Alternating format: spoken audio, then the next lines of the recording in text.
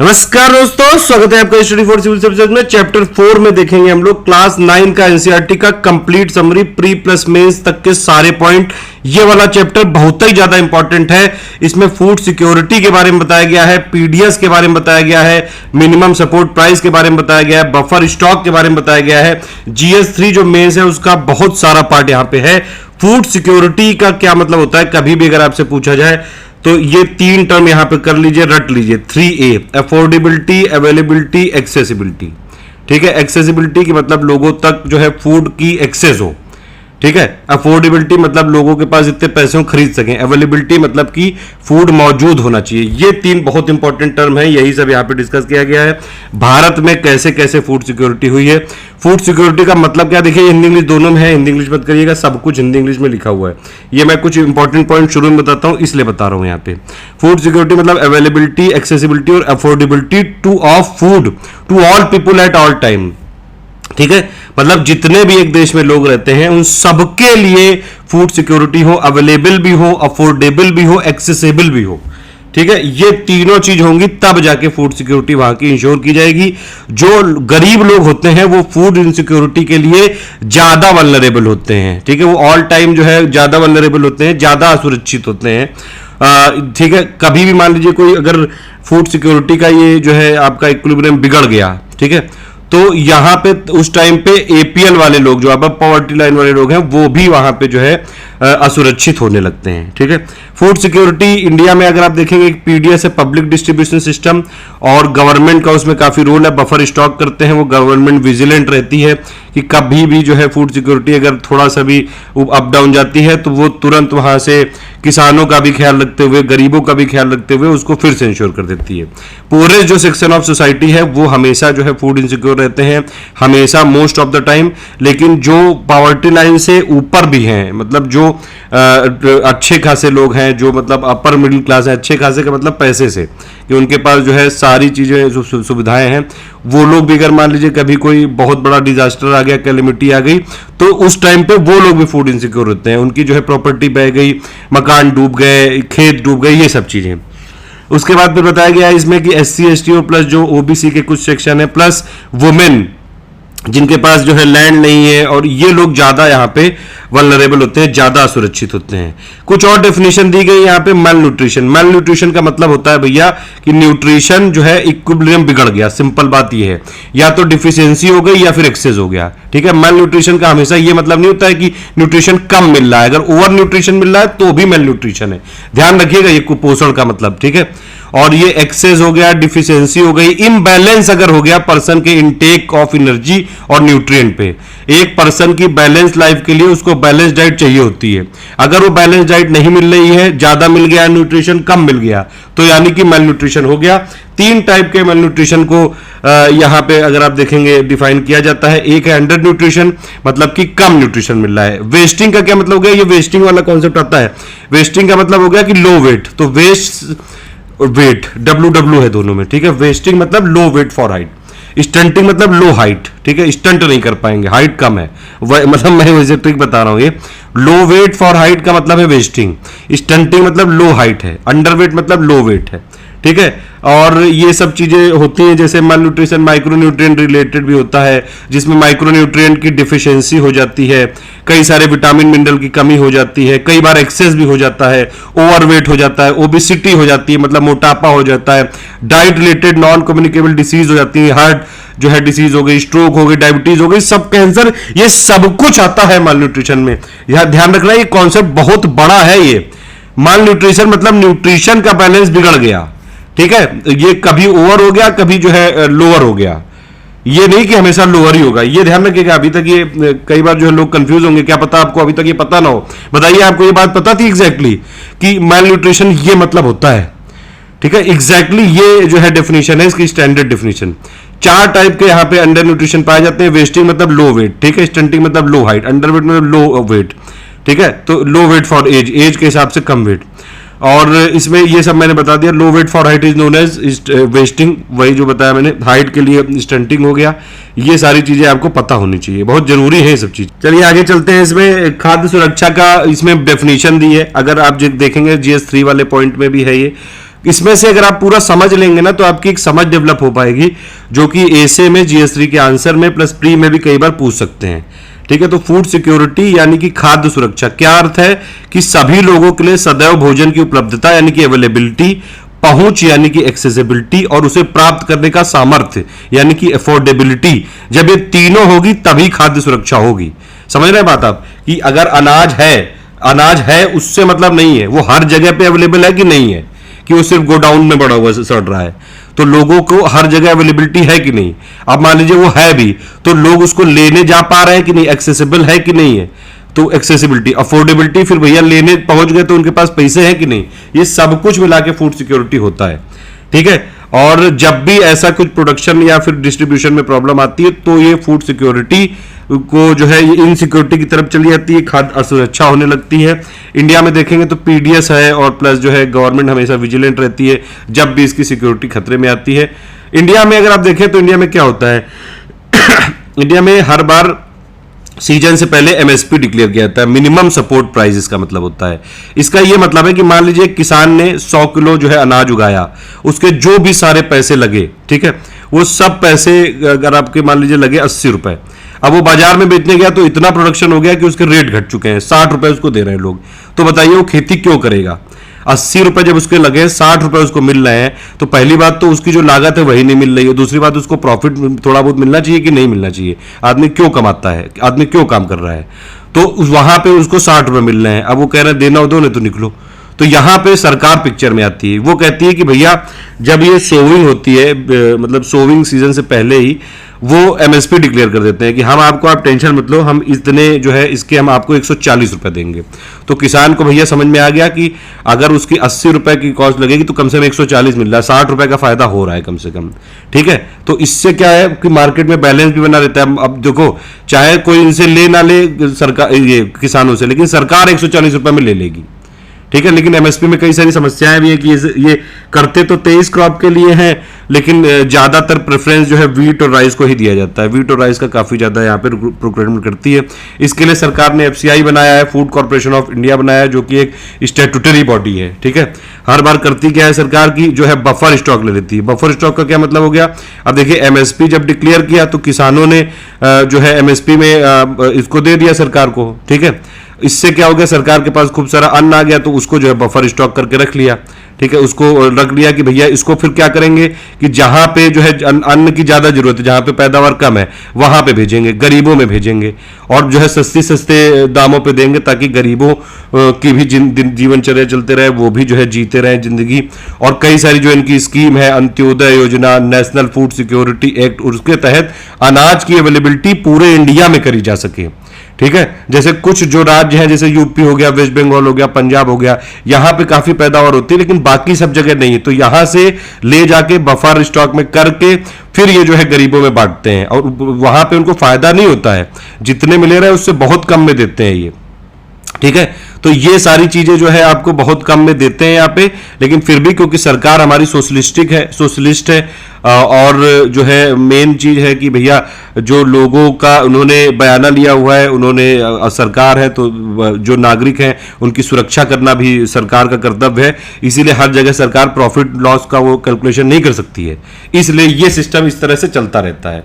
कई बार बिगड़ भी जाता है, 1960s में बिगड़ गया था, इंदिरा गांधी जी ने जो है फिर ये यूएस से मांगी थी मदद। मैंने आपको बताया था सेकंड वाले चैप्टर में सारी चीजें, पूरा पापा वीडियो देख रहे होंगे तो पता होगा। यूएस से मदद मांगी थी, तो यूएस की एक PL 480 स्कीम के तहत यूएस ने 10 मिलियन टन वीट दिया था हमको।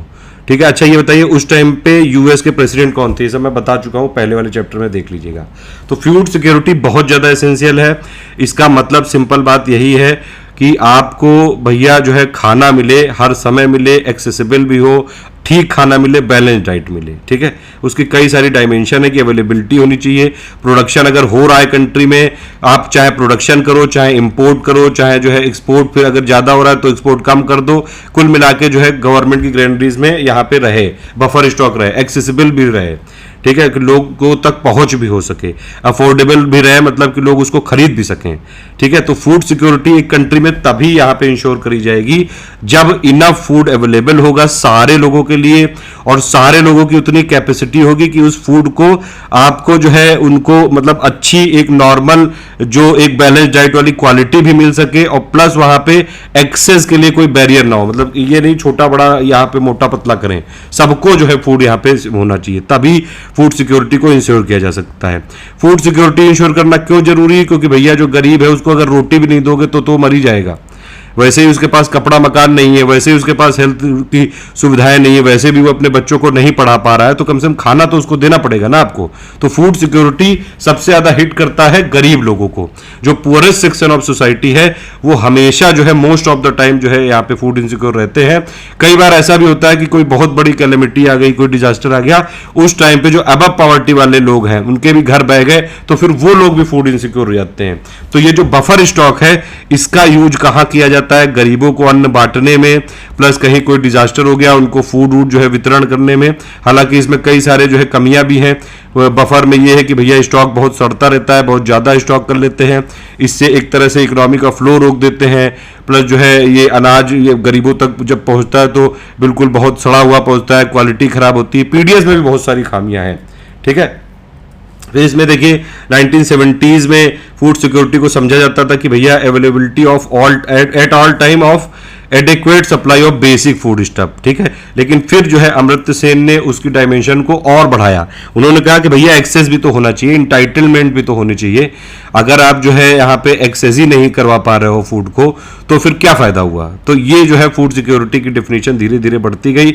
1995 में वर्ल्ड फूड समिट एक हुआ, उसने क्या डिक्लेयर किया कि अगर आप देखें फूड सिक्योरिटी क्या है, individual, house hold, regional, national, global level पे तभी एग्जिस्ट करेगी व्हेन ऑल पीपल, जितने सारे लोग सभी टाइम पे फिजिकल और इकोनॉमिक एक्सेस करेंगे, मतलब एक्सेस होगा उनके पास सेफ सफिशिएंट, मतलब जितना उनको चाहिए, और न्यूट्रिशियस फूड, ताकि उनकी डाइटरी नीड्स और फूड प्रेफरेंस जो है वो यहाँ पे इंश्योर करी जा सके। ठीक है, और इसके लिए एक सबसे ज्यादा जरूरी है पॉवर्टी इरेडिकेशन। तो हिंदी में अगर आप देखें तो वैयक्तिक, पारिवारिक, क्षेत्रीय, राष्ट्रीय तथा वैश्विक स्तर पर खाद्य सुरक्षा का अस्तित्व तभी पॉसिबल है, तभी यहां पे हो सकता है जब सक्रिय और स्वस्थ जीवन व्यतीत करने के लिए आहार संबंधी जरूरतों और खाद्य पदार्थों को पूरा करने के लिए पर्याप्त, सुरक्षित एवं पौष्टिक खाद्य तक सभी लोगों की भौतिक एवं आर्थिक पहुंच सदैव हो। ठीक है, इसके लिए क्या है? इसके लिए निर्धनता का उन्मूलन बहुत ज्यादा जरूरी है। फूड सिक्योरिटी जो है कैसे इफेक्ट करती है? अब देखिए फूड सिक्योरिटी हो गई तो उससे क्या हो जाएगा आपका, अगर आप देखेंगे तो कोई मतलब अगर जैसे सूखा आ गया तो प्रोडक्शन कम हो जाएगा, डिमांड, लेकिन लोगों की इतनी, लोग थोड़ी ना मार दोगे, लोग तो खाना खाएंगे ही। लोग जब खाना खाएंगे, प्रोडक्शन आ नहीं रहा है, सप्लाई आ नहीं रही है, डिमांड बढ़ता जा रहा है, तो अपने आप रेट बढ़ेंगे, इन्फ्लेशन बढ़ेगा तो गरीब और मारा जाएगा। ठीक है, तो ये सारी चीजें जब भी होंगी तो गरीब जो है और ज्यादा वल्नरेबल हो जाएगा, और उसकी वजह से वो कम जो है खाना खाना चालू कर देगा, स्टारवेशन वाली कंडीशन आ जाएगी, भुखमरी आ जाएगी। तो भुखमरी भी इसी से रिलेटेड है।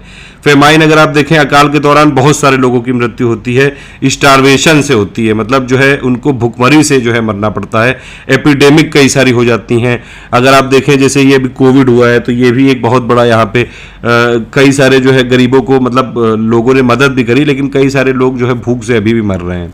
तो ये अगर आप अभी भी देखेंगे जाके रोड पे तो कई लोग के पास जो है खाना नहीं है, कई लोग के पास पूरा जो है भुखमरी है। और आप देखें तो ये जो है फिर अगर आदमी के पास कुछ नहीं है तो ये भी होता है कि उसके पास जो भी है सब खाने लगता है, मतलब जो पानी है वही पी लिया, गंदा पानी है गंदा पी लिया, वो क्वालिटी नहीं देखते हैं। जब भूख लगी होती है, जब प्यास लगी होती है, बहुत किसी के पास कुछ नहीं है तो वो जो मिला वो खा लिया, उसकी वजह से बीमारियां हो गई, उसकी वजह से मृत्यु हो गई। ये सारी चीजें जो है कंडीशन बढ़ती जाती हैं। इसके लिए देखिए बताया गया कि भैया एक 1943 में एक जो है अभी अकाल पड़ा था इंडिया में, वो बहुत भयानक अकाल था। 30 लाख लोग मारे गए थे, समझ रहे हैं आप? 30 लाख बहुत बड़ा होता है। अभी आप कोविड से देखेंगे तो टोटल मिला के कितना, शायद 2.5 करोड़ लोग इसकी चपेट में आ चुके हैं, लेकिन डेथ कम हुई है काफ़ी। ठीक है, इंडिया में जो रिकवरी रेट है शायद 76% चल रहा है इस समय। तो मोस्ट डिवास्टेटिंग ये फेमाइन था जिसमें 30 लाख लोग मरे थे भारत के बंगाल प्रांत से। और इसमें से सबसे ज़्यादा इफेक्ट कौन करता है अगर आप देखें तो भैया, अकाल जब आएगा तो कौन करेगा? जो गरीब लोग हैं। कौन गरीब है? जो एग्रीकल्चर लेबर हैं, जो फिशरमैन हैं, जो ट्रांसपोर्ट वर्कर हैं, जो अदर जो कैजुअल लेबर होते हैं, वो सारे लोगों को बहुत ज़्यादा जो है इम्पैक्ट पड़ता है उन लोगों पे, क्योंकि अब उनके पास जैसे ये जो है पैसे ही नहीं है वैसे भी। ठीक है, और वो फेमाइन आ गया तो उनका और जो भी कर रहे थे वो सब बंद हो गया। अभी कोविड आ गया, आपने देखा जो गरीब है वो और गरीब हो रहा है, उनके पास जॉब नहीं, उनके पास सेविंग नहीं है, वो लोग और गरीब हो रहे हैं। वो लोग और उनके पास जो है अभी अगर मान लीजिए उनके पास अनाज रखा था 1 महीने का तो वो उसको कोशिश करेंगे 3 महीने चलाएं। तो ये सारी समस्याएं जो है लगातार बढ़ती जा रही हैं। प्रोडक्शन ऑफ राइस, अब देखिए इसमें एक स्टडी थी कि भैया बंगाल का अगर आप देखें तो प्रोडक्शन कोई बहुत ज़्यादा कम नहीं हुआ था। ठीक है, थोड़ा सा कम हुआ था। और एक्सपोर्ट भी जो है टोटल मतलब अवेलेबिलिटी जो है बहुत कम नहीं हुई थी, थोड़ी कम हुई थी, लेकिन 30 लाख लोग मारे गए फिर भी। ठीक है, तो ये सब यहाँ पे बताया गया कि भैया क्यों यहाँ पे ये हुआ है। ये और भी कई सारे रीज़न है कि गवर्नमेंट इतनी इफेक्टिव नहीं थी, और अभी तक ऐसा बंगाल जैसा कुछ भी नहीं हुआ है। और लेकिन आज भी अगर आप देखें, आज भी उड़ीसा में जो है कालाहांडी और काशीपुर जैसे स्थान है जहां काल जैसी दशाएं हर साल जो है बन जाती हैं। और ऐसी भी कई सूचनाएं मिलती हैं कि भूख से अभी भी लोगों की मृत्यु हो रही है। ऐसा ही ये राजस्थान के बारन डिस्ट्रिक्ट में, झारखंड के पालामऊ डिस्ट्रिक्ट में, और कई सारे ऐसे डिस्ट्रिक्ट हैं जहां पे आज भी फूड सिक्योरिटी हमेशा जो है ज़रूरत होती है, खाद्य सुरक्षा की आवश्यकता होती है, ताकि गरीब लोग जो है मरे नहीं। फूड सिक्योर कौन होते हैं? ज़्यादातर जो लार्ज सेक्शन ऑफ जो है पीपल है, जो वर्स्ट इफेक्टेड होते हैं वो वही होते हैं जिनके पास ना लैंड है, और जो बहुत ही गरीब हैं, जो ट्रेडिशनल आर्टिसंस हैं, या फिर जो कैजुअल वर्कर होते हैं, जो सेल्फ एम्प्लॉयड काम करते हैं, और जो भिखारी होते हैं, कामगार होते हैं, ये सब। ठीक है, तो कौन कौन है? पारंपरिक दस्तकार, पारंपरिक सेवाएं देने वाले लोग, छोटा मोटा काम करने वाले कामगार, और निराश्रित और भिखारी। ये लोग ज़्यादा फूड के असुरक्षित होते हैं। अर्बन एरिया में देखेंगे कौन लोग हैं? जो कैजुअल लेबर होते हैं। ठीक है, कैजुअल लेबर सबसे ज़्यादा है, और प्लस जो बाकी सीजनल वाले हो गए, ये लोग जो सीजनल एक्टिविटी करते हैं, बहुत कम इनको पैसे मिलते हैं, किसी तरह सर्वाइव कर पाते हैं।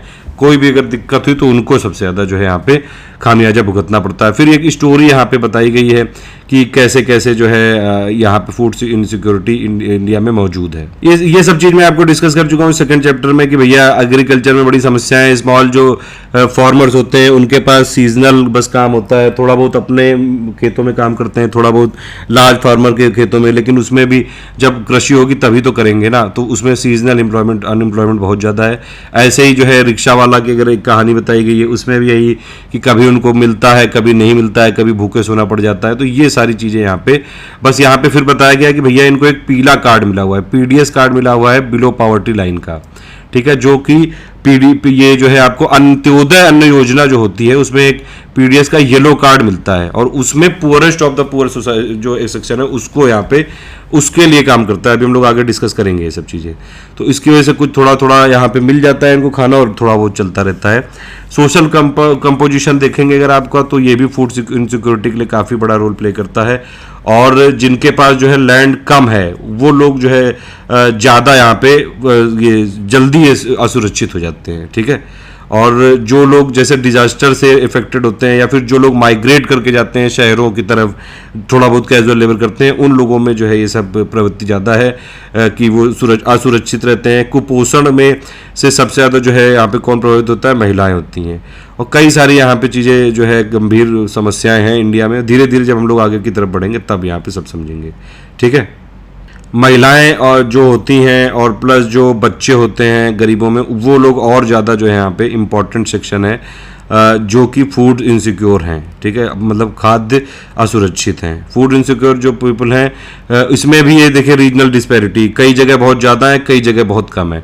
जैसे कहाँ कहाँ ज़्यादा है? जो ट्राइबल एरिया हो गए, रिमोट एरिया हो गए, प्लस जो जहाँ पे नेचुरल डिजास्टर ज़्यादा आते हैं वो वाले एरिया में ज़्यादा है, बाकी एरिया में कम है। जैसे कि कुछ स्टेट अगर आप ले लें, यूपी हो गया, बिहार हो गया, झारखंड हो गया, उड़ीसा हो गया, वेस्ट बंगाल, छत्तीसगढ़, एमपी जो बीमारू वाले हैं, प्लस महाराष्ट्र में भी, यहाँ पे फूड इनसिक्योर पीपल बहुत ज़्यादा लोग हैं। और इसी का एक आयाम है भुखमरी। फूड इनसिक्योरिटी होगी तो भुखमरी होगी। ठीक है, फूड हंगर क्या है? एक तरह से इंडिकेट करता है फूड इनसिक्योरिटी को।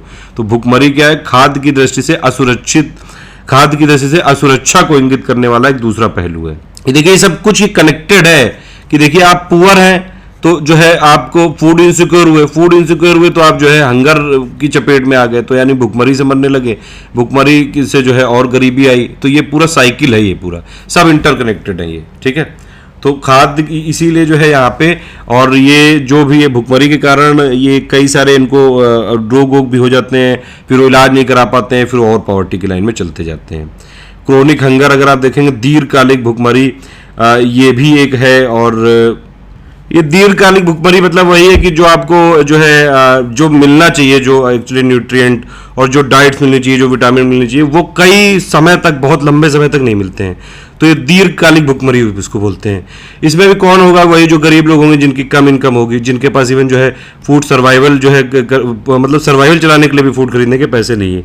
सीजनल हंगर का क्या मतलब हो गया कि भैया अगर कभी फूड का प्रोडक्शन ज़्यादा हो गया, कभी कम हो गया, तो वो ज़्यादातर ये कहाँ पे प्रेवलेंट होता है, ये ग्रामीण एरिया में रहता है, क्योंकि सीजनल नेचर है एग्रीकल्चर एक्टिविटी का।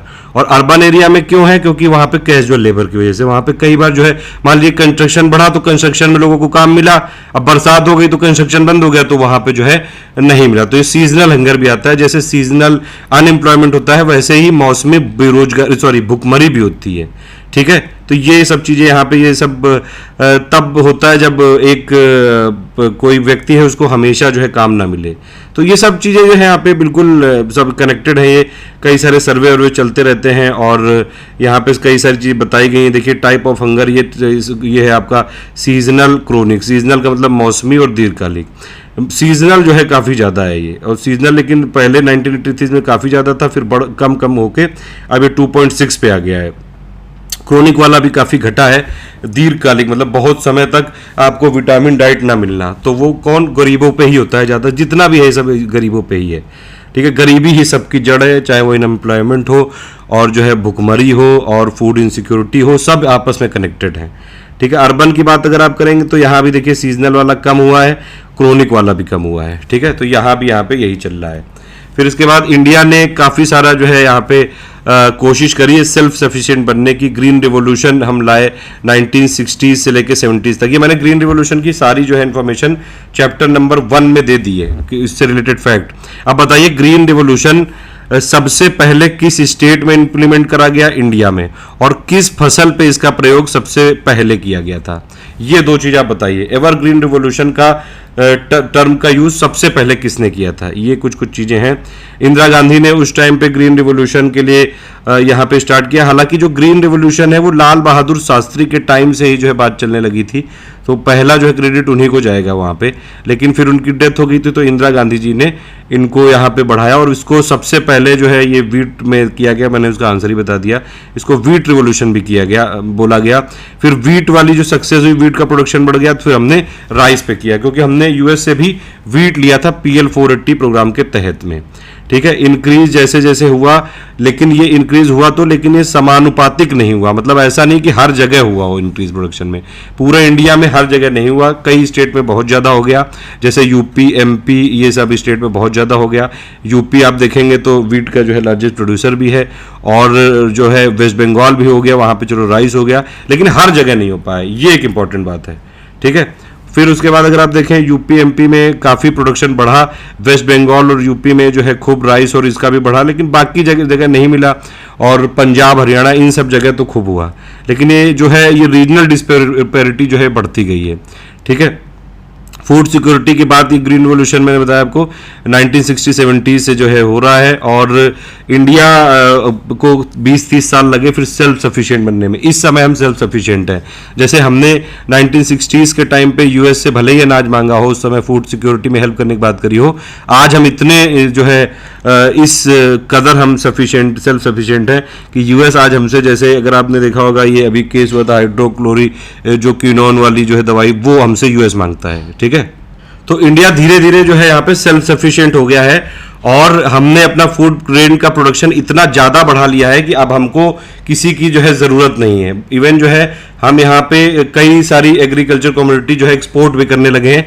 अब आप ये बताइए कि अगर एग्रीकल्चर की बात करें तो कौन सी ऐसी कमोडिटी है जो इंडिया सबसे ज्यादा एक्सपोर्ट करता है और कौन सी ऐसी कमोडिटी है जो इंडिया सबसे ज्यादा एक्सपोर्ट करता है? इंपोर्ट और एक्सपोर्ट दोनों बताइएगा।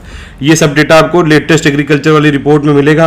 मैं अभी डेटा दे रहा हूं, कई सारी रिपोर्ट आ चुकी हैं, बहुत सारी चीजें उसमें मिसिंग है, थोड़ा सा वेट करिएगा, मैं दूंगा उसमें। गवर्नमेंट सिस्टम इंडिया में क्या है भैया? बफर स्टॉक और पब्लिक डिस्ट्रीब्यूशन सिस्टम। मैंने आपको बताया क्या करता है। गवर्नमेंट एमएसपी डिक्लेयर करता है बिफोर सोइंग, ठीक है, और वो एमएसपी जो होता है, ये एमएसपी वाला भी एक बार जरा पीडीएफ खोल लेते हैं। देखिए मिनिमम सपोर्ट प्राइस की हमारी पीडीएफ है, ये हमने मेंस वाले ग्रुप में दी है, ये आप लोग को दिखाना जरूरी है, थोड़ा इसमें बहुत इंपॉर्टेंट चीज है। एमएसपी मैंने बताया आपको क्या होता है, मिनिमम सपोर्ट प्राइस, मतलब कि सरकार ने किसानों को सहारा दिया है कि भैया मिनिमम आपको प्राइस देंगे। मैंने आपको एग्जाम्पल देकर बताया था कि मान लीजिए आपकी लागत लगी एक किसान की 80 रुपए, मार्केट में बेचने गया 60 मिल रहा है, तो सरकार कहती है कि कोई टेंशन न लो, हम आपको 140 देंगे, टेंशन वाली कोई बात नहीं है। लेकिन इसमें और भी कई सारी जो है समस्याएं भी हैं। एमएसपी कब अनाउंस किया जाता है, ये इंपॉर्टेंट है। ये हमेशा किया जाता है जब बिगनिंग होता है सोइंग सीजन का, पहले ये यहां पे अनाउंस कर देते हैं ताकि लोगों को इंसेंटिव मिले और ज्यादा से ज्यादा प्रोड्यूस करें। एमएसपी को कौन डिक्लेयर करता है? सीएसीपी। सीएसीपी यानी कि commission for agriculture cost and prices. ये सिर्फ रिकमेंडेशन देते हैं, इसके बाद ये सीसीईए के पास जाता है, यानी कि cabinet committee on economic affairs, जिसको चेयर करते हैं पीएम यानी कि प्राइम मिनिस्टर ऑफ इंडिया, तब जाके फाइनलाइज होता है एमएसपी और एफआरपी दोनों। एफआरपी जो होता है, एमएसपी देखिए 23 क्रॉप के लिए किया जाता है, जिसमें से 22 होती हैं, एक होता है सुगर केन, उसके लिए एफआरपी डिक्लेयर करते हैं, फेयर एंड रिम्यूनरेटिव प्राइसेस। ये सब कुछ बताया है मैंने इसमें। रिसेंट डेवलपमेंट ये है कि भैया सरकार ने एमएसपी को 1.5 टाइम्स कर दिया है, और ये किसकी कमेटी की रिकमेंडेशन है? एमएस स्वामीनाथन कमेटी ने कई 201 रिकमेंडेशन दिया था 2006 में, जिसमें से 200 सरकार ने मान ली थी। तो ये कुछ इंपॉर्टेंट चीजें हैं आपको याद रखने वाली। क्या क्या जो है एमएसपी कैसे डिक्लेयर किया जाता है, डिमांड और सप्लाई क्या चल रहा है, कॉस्ट ऑफ प्रोडक्शन क्या है, क्या प्राइस के ट्रेंड है, कैसे जो है इंटर क्रॉप जो है प्राइस पैरिटी है, क्या क्या टर्म्स एंड ट्रेड के एग्रीकल्चर और नॉन एग्रीकल्चर के बारे में, और भी इसमें कई सारी कॉस्ट है। ये सब मैं आपको एमएसपी का एक अलग से वीडियो बताऊंगा, तब बताऊंगा क्या क्या क्रॉप कवर करी जाती है। 22 मैंडेटेड क्रॉप्स हैं, और एफआरपी होता है शुगर केन के लिए। एफआरपी कौन डिसाइड करता है? मैंने आपको फिर से समझ लीजिए, सीएसीपी ही यहां पे रिकमेंड करता है, फिर सीसीईए के पास जाता है, सीसीईए फाइनली रिकमेंड करता है, जिसकी अध्यक्षता करते हैं प्रधानमंत्री, पीएम ऑफ इंडिया। इसमें 22 में से 14 खरीफ हैं, 6 राबी हैं, 2 आपकी कॉमर्शियल क्रॉप है। ये कौन कौन सी है आपकी जो है खरीफ वाली? पैडी यानी कि आपका जो है चावल हो गया, जवार हो गया, बाजरा हो गया, मक्का हो गया, रागी हो गया, अरहर हो गया, मूंग, उड़द, कॉटन हो गया, ग्राउंडनट हो गया, सनफ्लावर हो गया, सोयाबीन, सेसमम हो गया, और जो है नाइजर सीड हो गया। राबी क्रॉप कौन कौन सी है? वीट, बार्ले, ग्राम, मसूर, रेपसीड, मस्टर्ड और सैफ्लावर, ठीक है। बाकी कौन कौन सी जो है क्रॉप बची? एक हो गया जूट और एक हो गया कोपरा, जिसका जो है प्राइस किससे? डीहस्क कोकोनट से होता है। एफआरपी शुगर केन के लिए है, ये मैंने आपको बता दिया। सीएसीपी क्या है? एक स्टैट्यूटरी बॉडी है, मिनिस्ट्री ऑफ एग्रीकल्चर के अंडर में 1965 में बनाई गई थी, एक्ट के थ्रू बनाई गई थी, इसीलिए इसको बोल रहे हैं स्टैट्यूटरी बॉडी, ठीक है। ये आप ध्यान रखिएगा, ठीक है। सीसीईए मैंने आपको बताया cabinet committee on economic affairs है, ये लोग फाइनलाइज करते हैं, इनकी अध्यक्षता करते हैं पीएम। बेनिफिट क्या क्या है कि भैया कम से कम एक प्राइस तो मिल जाता है सरकार का मतलब जो है फार्मर्स को एक तो सहारा है कि कुछ तो सपोर्ट मिलेगा। मान लो 80 उनकी लागत आई, 100 रुपए 110 कुछ तो डिक्लेयर करेंगे, ठीक है। लेकिन इसमें भी बड़े जो है यहाँ पे कॉन्स हैं, और यहाँ पे कॉस्ट निकालते टाइम जो है आप यहाँ पे देखें तो कॉस्ट निकालते टाइम जो इनके फैक्टर्स हैं, उसमें जो यहाँ पे रिकमेंडेशन दी गई थी, देखिए यहाँ पे 3 टाइप की है। एक है A2, जिसमें सारे जो पेड आउट एक्सपेंसेस है, जो कैश हुआ प्लस जो सीड पे खर्चा हुआ, फर्टिलाइजर पे। एक हो गया आपका FL, A2 प्लस FL, इसमें एक्चुअली जो पेड आउट जो कॉस्ट है वो सब हो गया, और वो जो है आपका अनपेड जो फैमिली लेबर है वो वाला भी। तो और C2 कॉस्ट हो गई बहुत ज्यादा कॉम्प्रिहेंसिव, इसमें जो रेंटल्स हैं या फिर जो इंटरेस्ट हैं ये सब कंसीडर नहीं किए गए क्योंकि एमएसपी में। तो ये रिकमेंडेशन दिया गया था कि भैया C2 के बेसिस पे आप 150 करो, लेकिन गवर्नमेंट ने क्या कर दिया, उन्होंने A2 प्लस जो है FL के उसमें कर दिया, तो यानी कि इंटरेस्ट वाला और रेंटल वाला कंपोनेंट नहीं लिया। तो एमएसपी भी जो डिक्लेयर करती है गवर्नमेंट, वो भी ऐसा नहीं कि बहुत ज्यादा प्रॉफिटेबल हो जो है फार्मर्स के लिए, लेकिन फिर भी काफी सारे फैक्टर्स हैं जो काफी इंपॉर्टेंट है। और जैसे पीडीएस के लिए जो है यहाँ पे फूड मिल जाता है और बफर स्टॉक हो जाता है, जिससे फूड सिक्योरिटी बनी रहती है। ठीक है, प्राइस जो है फिक्स रहता है, कम से कम ये नहीं है कि अगर एमएसपी है मान लीजिए तो कम से कम उसको प्राइस को स्टेबल रखने में मदद करता है। ठीक है, अब अगर जो है बाकी एकदम पूरी तरह से मार्केट पे छोड़ देंगे तो प्राइस में बहुत ज़्यादा फ्लक्चुएशन आ जाएगी। कंट्रोल करता है प्राइस वॉलेटिलिटी को, और जो है डेप्ट जो है बर्डन होता है उस पर यहाँ पे रिड्यूस करता है, थोड़ा सा रिड्यूस करता है, बहुत ज़्यादा नहीं करता है। थोड़ी बहुत किसानों की इनकम भी बढ़ा देता है, मिडिल मैन को एलिमिनेट कर देता है, जो दल्ले हैं उनको यहाँ पे हटा देता है कुल मिला के। और इसके बाद लेकिन लिमिटेशन भी यही है, मैंने आपको बताया कि अगर आप जो है हाइक करते जाओगे, एमएसपी क्या है भी हर बार गवर्नमेंट जो है बढ़ा देती है। अब वो बढ़ा देती है तो किसानों के लिए कोई इंसेंटिव नहीं है। अब मान लीजिए जो है उसको उगाना है मोटा सीरियल, लेकिन उसने देखा कि भैया राइस का में ज़्यादा फायदा हो रहा है तो वो राइस की तरफ आ गया। तो इससे जो सॉइल की जो वो है, मतलब एक बार अगर सॉइल में अगर आप देखें लैंड में, मल्टी क्रॉपिंग करते रहना चाहिए, बीच बीच में दालें वाले भी उगा लेने चाहिए क्योंकि वो लेगुमिनस क्रॉप होती हैं। ठीक, वो पूरी बिगड़ जाती है। बार बार आप जो है चावल ही चावल पहले पड़े हो वहां पे, तो इतना सारा पानी लगता है चावल में, तो हर क्रॉप की एक अलग अलग जो है रिक्वायरमेंट होती है, उसकी वजह से पूरा जो है बैलेंस बिगड़ जाता है। और अगर आप जो है एमएसपी बढ़ाते जा रहे हो, इन्वेस्ट कर नहीं रहे हो इंफ्रास्ट्रक्चर जो यहाँ पे एग्रीकल्चर में है, तो एक शॉर्ट टर्म प्ले होता है, थोड़ा बहुत फायदा जरूर होता है, लेकिन लॉन्ग टर्म यहाँ पे रिजल्ट नहीं मिल पाते हैं। मैंने फिर बताया आपको एमएसपी में कुछ कॉस्ट होती है, जैसे कॉस्ट ऑफ सेविंग और लेबर, लेकिन जो रेंटल है और इंटरेस्ट वो तो इन्होंने ली ही नहीं, तो एक ये भी यहां पे क्रिटिसिज्म है। और मार्केट प्राइस जो है अगर आप देखें कि भैया एमएसपी से कम ही तो होने चाहिए। ठीक है, अगर आप एमएसपी डिक्लेयर कर रहे हैं तो यहां पे जो है मार्केट प्राइस हमेशा एमएसपी से कम होनी चाहिए। ठीक है, तो इसमें यहां पे तब हमेशा जो है गवर्नमेंट को सेल करेगा तो फायदा रहेगा किसान को, लेकिन यहां पे ऐसा नहीं होता है। मार्केट प्राइस कई जगह पे यहां पे नहीं, यहां पे ये मैं गलत समझा गया। एक्चुअली देखिए एमएसपी मान लीजिए अगर जैसे आपका 80 रुपए का है, मान लीजिए 80 रुपए आपकी लागत आई, भैया सरकार ने कर दिया कि हम आपको 120 या 140 देंगे। ठीक, तो यहाँ 60 रुपए का फायदा हो रहा है, लेकिन जो मार्केट प्राइसेस हैं वो हमेशा एमएसपी से ज्यादा होने चाहिए, तभी तो सरकार को बेचने में किसान को फायदा होगा।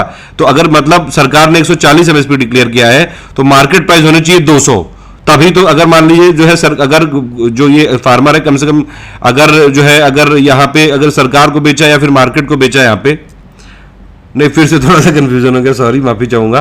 देखिए सिंपल बात ये समझिए आप कि अगर मान लीजिए यहाँ पे अगर ये एमएसपी जो है अगर जैसे एक सेकंड रुकिए, हाँ देखिए मैं सही समझा रहा था, मतलब अगर मान लीजिए 80 रुपए लागत हुई और एमएसपी डिक्लेयर किया गया 120, ठीक है, तो मार्केट प्राइस जो है वो एमएसपी से कम नहीं होनी चाहिए। ठीक है, तो अगर मार्केट प्राइस 130 रहेगा तो कम से कम फार्मर के पास ये ऑप्शन है कि या तो गवर्नमेंट को बेच देगा या तो 130 में मार्केट में बेच देगा, कोई नहीं लिया तो 120 में गवर्नमेंट तो ले ही लेगी।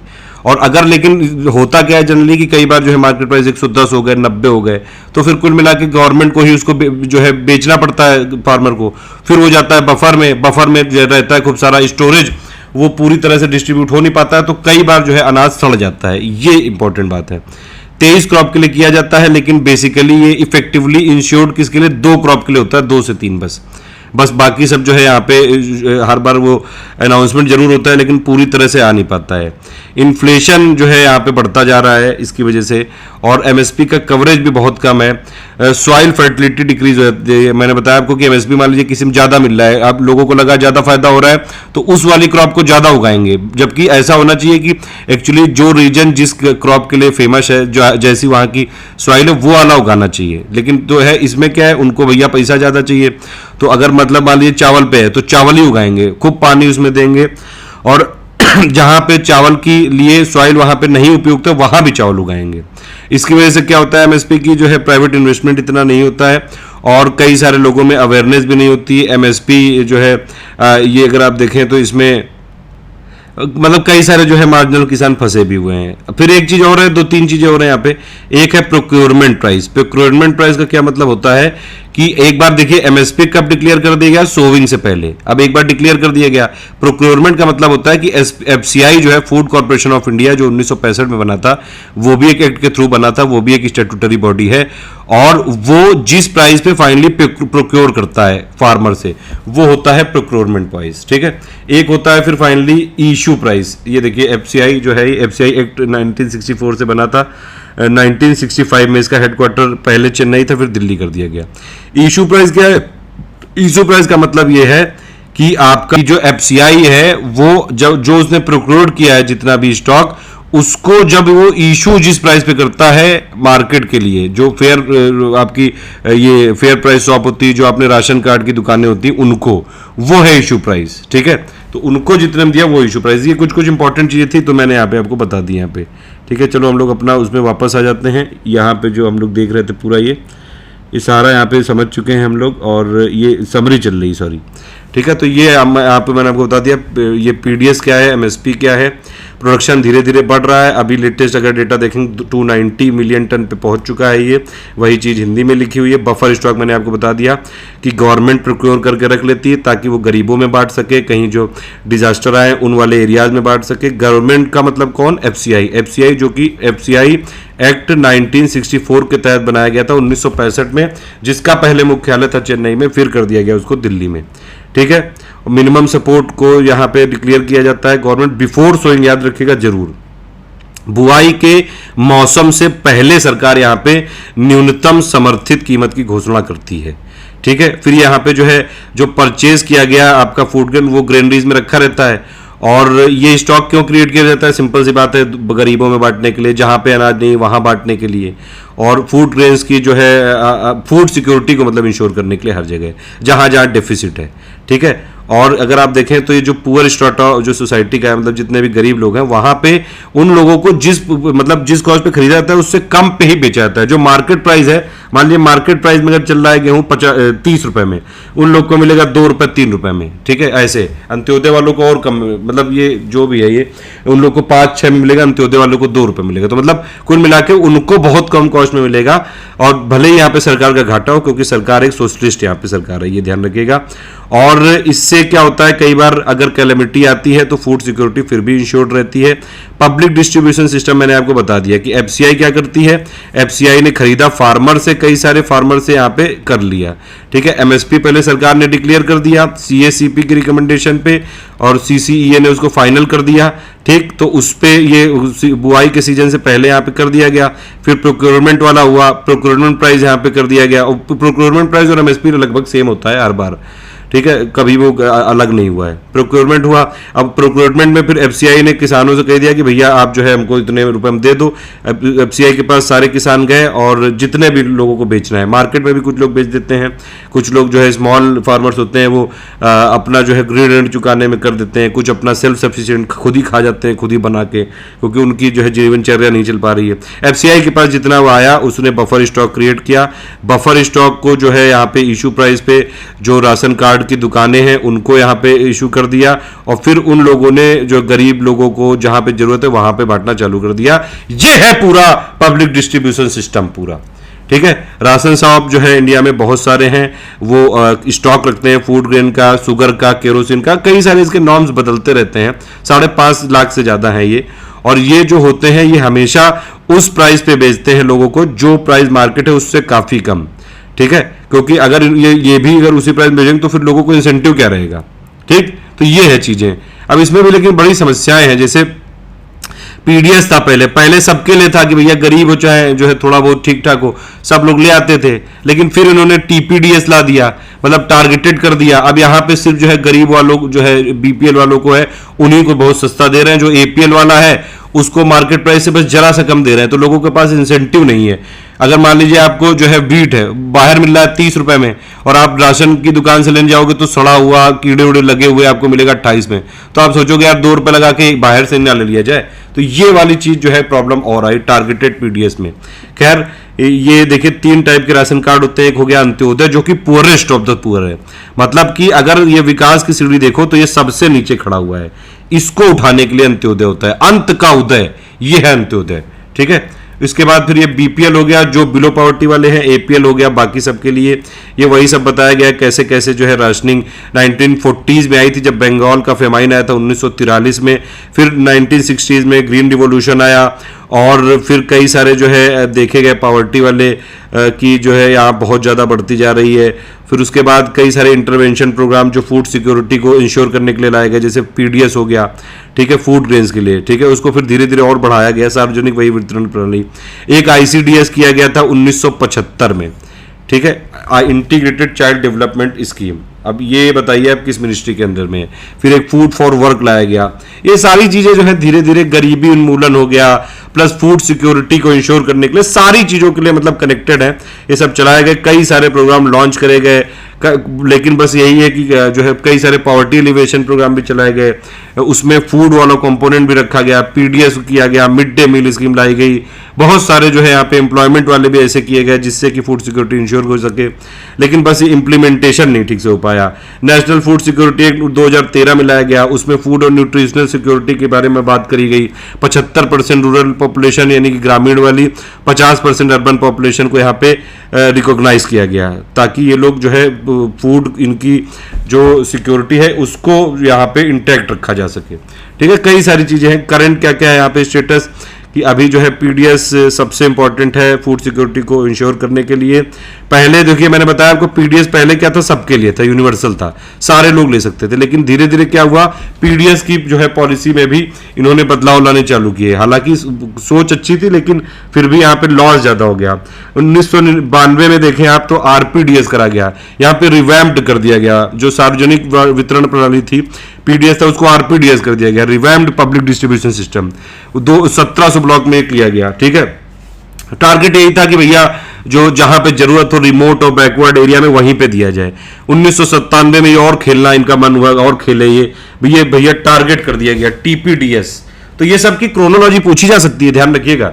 उसमें क्या कहा गया कि भैया टारगेट करेंगे सिर्फ पुअर वाले एरिया को। तो यहां पे पहली बार डिफरेंशियल प्राइस पॉलिसी अडॉप्ट करी गई पुअर और नॉन पुअर के बीच में, मतलब पुअर को बहुत कम पैसे में सस्ते में देंगे और नॉन पुअर को मार्केट से थोड़ा बहुत कम। ठीक है, तो ये एक लॉस भी हुआ क्योंकि लोगों ने इंसेंटिव ही नहीं रहा, फिर वो लोगों ने राशन से लेना ही बंद कर दिया। 2000 में फिर दो और स्कीम लाई गई, अंत्योदय अन्न योजना और एक अन्नपूर्णा। अन्नपूर्णा जो है सिर्फ सीनियर सिटीजन के लिए थी, अंत्योदय का मतलब है सबसे जो विकास की सीढ़ी पे सबसे नीचे खड़ा है उसका उदय, पुअरेस्ट ऑफ द पुअर, मतलब गरीबों में भी सबसे गरीब। कुछ यहाँ पे चीजें बताई गई, देखिए ये भैया रट डालो। पीडीएस करी गई 1992 तक, यूनिवर्सल थी, सबके लिए थी ये। वीट यहाँ पे मिलता था 2.5 रुपए के आसपास, राइस मिलता था 3 रुपए के आसपास। इशू प्राइस ये, ठीक है, ये इशू प्राइस मतलब वही जिसपे इशू हो रहा है ये अनाज। आरपीडीएस रिवैम्प्ड पीडीएस लाया गया यहाँ पे 1992 में, बैकवर्ड ब्लॉक्स में ये यहाँ पे टारगेटेड था और 20 किलोग्राम यहाँ पे फूड ग्रेन दिया गया। ठीक है, टीपीडीएस लाया गया 1997 में। यहाँ पे भैया 3 कैटेगरी बना दी गई, एक पुअर नॉन पुअर, इनको जो है यहाँ पे एपीएल और बीपीएल, मतलब बीपीएल वालों को और एपीएल वालों को देने की बात करी गई 35 किलोग्राम फूड ग्रेन में। लेकिन इन लोगों के देखिए प्राइसेज अलग है, बीपीएल वालों को और कम में दे रहे हैं, वीट 4 रुपए में, और जो है एपीएल वालों को 6.5 रुपए में दे रहे हैं। फिर ये अंत्योदय वाली ये 2000 में आई है। यहाँ पे देखिए एनसीईआरटी तक में गलत दिया होता है, आप देख रहे हैं अभी एनसीईआरटी का ये स्क्रीनशॉट है और एनसीईआरटी तक में गलत दिया होता है, इसीलिए मैं सारी चीजें अपडेट करता हूँ, एक एक चीज अपडेट है यहाँ पे। अंत्योदय अन्न योजना भैया पुअरेस्ट ऑफ द पुअर के लिए हो गई, 35 किलोग्राम मिलेगा, वीट 2 रुपए में और राइस जो है 3 रुपए में। अच्छा बताइए लार्जेस्ट प्रोड्यूसर वीट का कौन है इंडिया में, और राइस का कौन है, शुगर केन का कौन है, शुगर का कौन है, पोटैटो का कौन है, काजू का कौन है, केसर का कौन है, जल्दी से कमेंट करके बताइए। ठीक, उसके बाद फिर ये अन्नपूर्णा, ये जो है ये आपका, ये मैंने बताया कि अंत्योदय योजना आई थी और एक कौन सी अन्नपूर्णा स्कीम। तो अन्नपूर्णा स्कीम थी सीनियर सिटीजन। एक आप और बताइए सीनियर सिटीजन और सुपर सीनियर सिटीजन के बीच में क्या डिफरेंस होता है, एक डिफरेंस क्या होता है, जल्दी से कमेंट करके बताइए। इसमें भैया ये सीनियर सिटीजन को देंगे 10 किलो अनाज बिल्कुल फ्री, नेशनल फूड सिक्योरिटी आया, प्रायोरिटी हाउस होल्ड को फिर 5 किलो यहाँ पे पर पर्सन पर मंथ की देने की बात हुई, 2 रुपए में वीट, 3 रुपए में राइस और 1 रुपए में यहाँ पे कोर्स ग्रेन, वही सब हिंदी में लिखा हुआ है। पीडीएस एक फिर भी काफी इफेक्टिव माना जाएगा कि ये एक अभी तक की जो पॉलिसी है काफी ज्यादा इफेक्टिव ये यहाँ पे इंस्ट्रूमेंट रहा है गवर्नमेंट का, प्राइस को कंट्रोल करने में, फूड को अवेलेबिलिटी को इंश्योर करने में और फूड सिक्योरिटी को इंश्योर करने में। ठीक है, हंगर को मिटाने में और जो फेमाइन होती है उसको थोड़ा बहुत कम करने में, कई बार इसीलिए रिवीजन करते रहते हैं प्राइस में, यहाँ पे मिनिमम सपोर्ट प्राइस को बढ़ाते रहते हैं। अभी हमने देखा कि उससे कई सारे लेकिन नुकसान भी होते हैं। ठीक है, और यहाँ पे अगर आप देखें तो इसने फूड ग्रेन प्रोडक्शन को तो जरूर बढ़ाया, हमको सेल्फ सफिशिएंट तो जरूर बनाया यहाँ पे, और लेकिन कई सारे यहाँ पे आलोचना भी है। ये देखिए ये सब पॉइंट है यहाँ पे एनसीईआरटी के, समझ रहे हैं आप, ये मेंस में आप यहाँ पे लिख सकते हैं। अगर ये सब आपको जो है पॉइंट यहाँ पे देखने चाहिए, ध्यान से देखने चाहिए। ठीक है, कि कहीं जो है अनाज बहुत ज्यादा बढ़ गया तो वहां पे ओवरफ्लो हो रहा है, सड़ रहा है वहां पे अनाज, वो पूरा डिस्ट्रीब्यूट ही नहीं हो पा रहा है, चूहे खाए जा रहे हैं। ठीक है, ये सारी देखिए आप ये किस तरह से यहाँ पे ये एक्चुअल स्टॉक है, बफर ये कैसे कैसे जो है बढ़ा है, कैसे कैसे ये रहा है, ये सब इतना इंपॉर्टेंट नहीं। अन्नपूर्णा अंत्योदय योजना देखिए दिसंबर 2000 में, अभी एक जगह उसमें टेबल में 2002 लिखा था, यहाँ 2000 लिखा है, तो ये करा गया था। ये क्या है, पोरेस्ट ऑफ द पुअर के लिए, जो गरीबों में भी गरीब है। 2 रुपए किलो जो है गेहूं, 3 रुपए किलो यहाँ पे चावल दिया गया। 25 किलो पहले टारगेट था, फिर भैया ये 35 किलो कर दिया गया। 2.5 करोड़ लोग हैं इस समय अंत्योदय के अंडर में, ठीक है इस समय, और इसमें पहले 1.5 करोड़ थे, फिर 50 लाख और जोड़े गए, फिर और जोड़े गए। एक सब्सिडी भी जो है वो सरकार देती है कि अगर आप जो है यहाँ पे सब्सिडी का मतलब क्या हो गया, तो सरकार मतलब जो भी मार्केट प्राइस है अगर वो बहुत ज्यादा है तो सब्सिडी कुछ गवर्नमेंट की तरफ से होती है कि आप जो है एक ऐसा पेमेंट है गवर्नमेंट की तरफ से जो कि प्रोड्यूसर की जो वो उसकी खरीदने की कैपेसिटी है उसको बढ़ा देता है। सिंपल बात ये है, अगर मान लीजिए मार्केट प्राइस पे छोड़ दिया जाए तो मान लो जैसे डीजल है वो 100 रुपए में आ जाए, लेकिन उसको सब्सिडाइज कर देती है गवर्नमेंट तो वो 70 में होता है। तो मतलब कुल मिला के जो प्राइसेस है उनको लो रखती है, और ये जो डोमेस्टिक प्रोड्यूसर है उनके लिए यहाँ पे और ज़्यादा हायर इनकम रहती है। सब्सिडी वाला ये सब देखेंगे हम लोग धीरे धीरे जैसे आगे बढ़ेंगे। और ये देखिए जैसे जैसे ये स्टॉक वाला ये बात है, कैसे कैसे डिस्ट्रीब्यूशन बढ़ा है, ये स्टोरेज यहाँ पे लेकिन यहाँ पे ये भी कि अब इतना सारा स्टोरेज रखना है तो उसके लिए वेयर हाउसेज बनाने पड़ेंगे, उनकी कॉस्ट अलग से लगेगी, उसमें वेस्टेज हो रहा है, इतना सारा फूड सड़ रहा है। जो यहाँ पे एमएसपी, अगर यहाँ पे जरूरी क्या है कि भैया आप एमएसपी को थोड़े दिनों के लिए फ्रीज कर दो, क्योंकि एमएसपी आप बढ़ाते जा रहे हो तो लोग जो है यहाँ पे और ज्यादा यहाँ पे वही जो चीज जरूरत नहीं है उसी को ज्यादा उगाते जा रहे हैं। तो ये सारी यहाँ पे सिचुएशन की बात करी गई है। एक जनरल कंसेंसस क्या है कि बहुत ज्यादा जो है यहाँ पे बफर नहीं होना चाहिए स्टॉक का, वो अनडिजायरेबल है और वेस्ट होता रहता है उससे। और कई सारी स्कीम आती है उससे फूड ग्रेन का यूज होता है, लेकिन फिर भी यहाँ पे बहुत ज्यादा स्टॉक नहीं होना चाहिए। इंक्रीज जो यहाँ पे फूड ग्रेन हो जाएगा ये किस लिए है, क्योंकि यहाँ पे देखिए यहाँ एमएसपी क्यों बढ़ाया जाता है, क्योंकि राज्यों का प्रेशर होता है। कई सारे जो बहुत ज्यादा प्रोड्यूसिंग वाले स्टेट हैं, पंजाब, हरियाणा, आंध्र प्रदेश, ये लोग कहते हैं सरकार से कि भैया ये एमएसपी बढ़ाओ ताकि किसानों से जो उनके चुनावी वादे हैं वो सब पूरे हो सकें।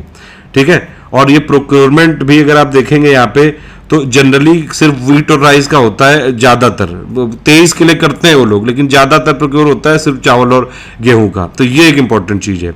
और जो यहाँ इंक्रीज होता जा रहा है एमएसपी का, इससे क्या है कि जो यहाँ पे देखिए क्या लिखा है, न्यूनतम समर्थित कीमत में वृद्धि ने विशेषतया खाद्यान्नों के अधिशेष वाले राज्य के किसानों को अपनी भूमि पर मोटे अनाजों की खेती समाप्त कर धान और गेहूं उपजने के लिए प्रेरित किया है। मतलब कि वहां पे मोटा अनाज एक्चुअली रिक्वायरमेंट है उस सॉइल की, लेकिन वहां पे क्योंकि इनको एमएसपी यहां ज्यादा मिल गया, राइस और व्हीट में तो ये लोग वो उगाते हैं। तो एक तरह से मतलब जो क्रॉप उगाई जानी चाहिए वो नहीं उग रही है, उससे जो है सॉइल का भी लॉस है क्योंकि इक्विलिब्रियम बिगड़ेगा, वहां पे ज्यादा पानी आप यूज करोगे, वाटर टेबल का जो है वहां पे इक्विलिब्रियम बिगड़ेगा। तो कुल मिला के ये सब चीजें हैं, बहुत ज्यादा यहाँ पे वाटर यूज होता है क्योंकि राइस में बहुत पानी चाहिए होता है, उससे एनवायरमेंट डिग्रेडेशन भी बढ़ता जा रहा है, वाटर लेवल भी घटता जा रहा है, और एग्रीकल्चर जो सस्टेनेबल होना चाहिए वो नहीं हो पा रहा है। राइजिंग जो आपका ये एमएसपी लगातार बढ़ता जा रहा है, इसकी वजह से अगर आप देखेंगे तो ये मेंटेनेंस जो कॉस्ट है गवर्नमेंट को, अब बफर स्टॉक में ले तो लिया, लेकिन उसको भैया आप ट्रांसपोर्ट करोगे, उसको रखोगे, वहां स्टोरेज करोगे, वहां पे उसको जो है उसमें घुन और ये सब बाकी सब चीजें ना लगे, जो कीड़े होते हैं ये सब, उनके लिए जो है अलग से कॉस्ट होती है, तो उसमें कॉस्ट बढ़ती जा रही है। तो वो गवर्नमेंट पे ही एक तरह से फूड सब्सिडी का जो है बर्डन बढ़ता जा रहा है।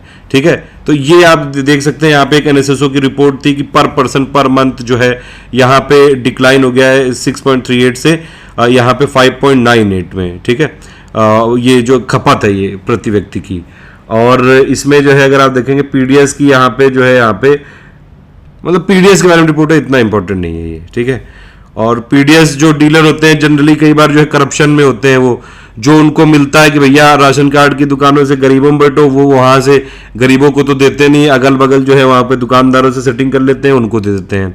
ये सारी जो है बहुत कॉमन है। सरकार में भ्रष्टाचार बहुत है, ये तो बिल्कुल सही बात है, और जो सरकारी अधिकारी हैं काफ़ी भ्रष्ट हैं, ये बात इंडिया में अगर कोई रहता है तो उससे छिपी नहीं किसी भी तरह से। और राशन शॉप जो होते हैं वो जो अपने उनके कई बार जो है दुकानें ही बंद कर लेते हैं कि वो जब मान लीजिए टाइम हुआ तो दुकान बंद कर लिया, फिर लोग आए चले गए, उसी को स्टॉक जो है वो अनयूज हो गया, उसको अलग कहीं बेच दिया, अनसोल्ड हो गया, सॉरी वो बिका नहीं तो कहीं और बेच दिया। तो इससे ये सब प्रॉब्लम होती जा रही है और जो है लगातार स्टोरेज बढ़ता जा रहा है, बफर बढ़ता जा रहा है। इसकी वजह से यहाँ पे पीडीएस सिस्टम बनाया तो गया था लेकिन उतनी इफेक्टिवली नहीं हो रहा है, ठीक है। और दूसरी बात मैंने आपको बताई थी 3 टाइप के कार्ड कर दिए हैं, पहले सब लोग लेने चले जाते थे, अब जो है दिक्कत है, अब जो एपीएल वाले हैं उनको बहुत ही कम यहाँ पे कमी कर रहे हैं, तो उनके पास कोई इंसेंटिव नहीं है। तो ये सारी चीज़ें जो है कई सारे लोग यहाँ पे इनसे खरीदना ही बंद कर दिए हैं, ठीक है। सिर्फ वही लोग करते हैं जो बहुत ही गरीब हैं। और टीडीपीएस के साथ 3 टाइप के जो प्राइजेस हैं, अब पॉवर्टी जो लाइन वाले हैं उनके पास इंसेंटिव नहीं, मैंने बताया 30 रुपए में मार्केट में मिल रहा है, ये लोग 28 में बेच रहे हैं, या फिर मान लीजिए 26 में बेच रहे हैं, उसमें भी सड़ा हुआ कीड़े लगे हुए, तो लोग क्यों लेंगे। रोल जो है कोऑपरेटिव सोसाइटी बहुत ज़्यादा बढ़ी है इंडिया में, और कोऑपरेटिव सोसाइटी एक बहुत इंपॉर्टेंट रोल प्ले करता है फूड सिक्योरिटी इंडिया में इंश्योर करने में। साउथ और वेस्टर्न पार्ट में बहुत ज़्यादा रोल है इनका, काफ़ी ज़्यादा यहाँ पे कोऑपरेटिव जो है कोऑपरेटिव सोसाइटी, यहाँ पे उनके कई सारी शॉप्स लगाई गई हैं जो कि लोअर मतलब प्राइस को लो करके जो है लोगों में, गरीब लोगों में बांटते हैं ये। और तमिलनाडु में 94% जो है यहाँ पे ये कोऑपरेटिव की जितनी भी फेयर प्राइस शॉप हैं, मतलब जो राशन की दुकानें हैं, उनको कोऑपरेटिव चला रहे हैं 94%। तमिलनाडु का ये सक्सेसफुल, काफ़ी ज़्यादा सक्सेसफुल मॉडल है पीडीएस वाला, ठीक है। दिल्ली में भी आप देख सकते हैं मदर डेयरी ने काफ़ी जो है यहाँ पे ये इम्प्रूवमेंट किया है, काफ़ी सारे जो है चीज़ें यहाँ पे करी हैं। अमूल एक सक्सेस स्टोरी है गुजरात की। और अब दूध क्रांति भी आ रही है, जैसे वीट रेवोल्यूशन के फादर कौन है जल्दी से बताइए। और वीट रेवोल्यूशन कब से आना चालू हुआ था, इंडिया दूध के प्रोडक्शन में कौन से नंबर पे है, ये सब आपको बताना है, ठीक है। ये सब मैं बताऊंगा एग्रीकल्चर वाला डेटा में, टेंशन मत लीजिएगा। और फिर इसमें कई सारे एनजीओ का भी नेटवर्क किया गया। एक महाराष्ट्र में एक एकेडमी ऑफ ये है आपका डेवलपमेंट साइंस, इसने कई सारे एनजीओ का यहाँ पे कुछ ग्रेन बैंक यहाँ पे स्थापित किए हैं। और ये जो क्या करते हैं, ट्रेनिंग करते हैं, कैपेसिटी बिल्डिंग करते हैं फूड सिक्योरिटी के लिए। और ग्रेन बैंक जो है धीरे धीरे पूरे जो है महाराष्ट्र के शेप को बदल रहे हैं। तो ग्रेन बैंक किससे एसोसिएटेड है, महाराष्ट्र से, ये ध्यान रखिएगा। और ये कई बार जो है गवर्नमेंट की पॉलिसी को भी इन्फ्लुएंस करते हैं, और यहाँ पे मतलब कुल मिला के फूड सिक्योरिटी के डायरेक्शन में काम करते हैं, ठीक है। इसी के साथ ये पूरा ये वाला चैप्टर भी खत्म हो गया कि भैया फूड सिक्योरिटी तभी होगी जब सब लोगों के पास अफोर्डेबल होगा, एक्सेसिबल होगा, और जो है आपका मतलब वही अवेलेबिलिटी, अफोर्डेबिलिटी और जो है एक्सेसिबिलिटी, ये होगा। और पावर्टी और ये सब चीज़ें जो है यहाँ पे सब जुड़ी हुई हैं, ठीक है।